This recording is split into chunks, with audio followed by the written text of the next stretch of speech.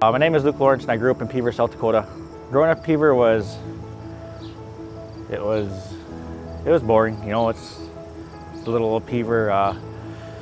Grew up, dad struggled with alcohol, mom struggled with alcohol when I was at a younger age, you know, and also drug addiction went on in the household. I was doing fine all the way up until I was like 12 years old, I believe. Then I started experimenting with drugs and alcohol.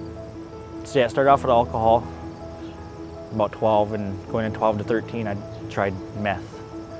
Then meth kind of took over everything else. It wasn't something I did very often, but then it kind of just escalated more. And as I got older, friends were still around, people were still doing it, so I was still doing it, you know, and then just got till I was about, off and on till I was about, 16, 17. Then it was kind of like an everyday thing, and that's when meth got really bad. You know, when it got really bad for me as I was 20 years old to 24 years old is kind of, you know, and I went on a little spree. I did what I had to do to get high or get money to get drugs, and got caught a few times for ingestion, burglary, you know, escape and stuff like that.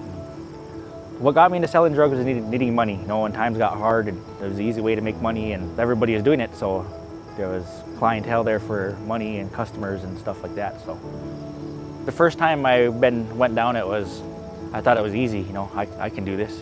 You know, so I got it. You know, I did my time, got out, and went right back to it because, you know, I thought it was easy. Second time out of prison, as soon as the door closed behind me, I had to do something different. I was getting older and got 5 kids out there now. So I found a higher power, and that higher power is God. And, you know, I went to church, and, you know, and just did a lot of thinking. You know, that's all I had to, you know, to read the Bible and think about what I was gonna do different this time to stay out of there.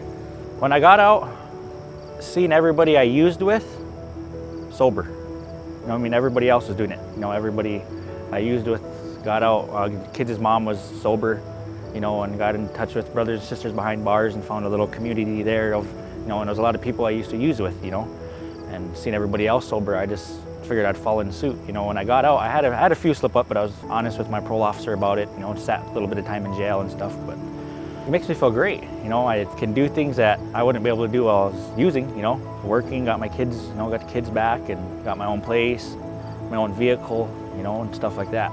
Just, sobriety means the world to me, you know. It feels, you know, I did it, you know. I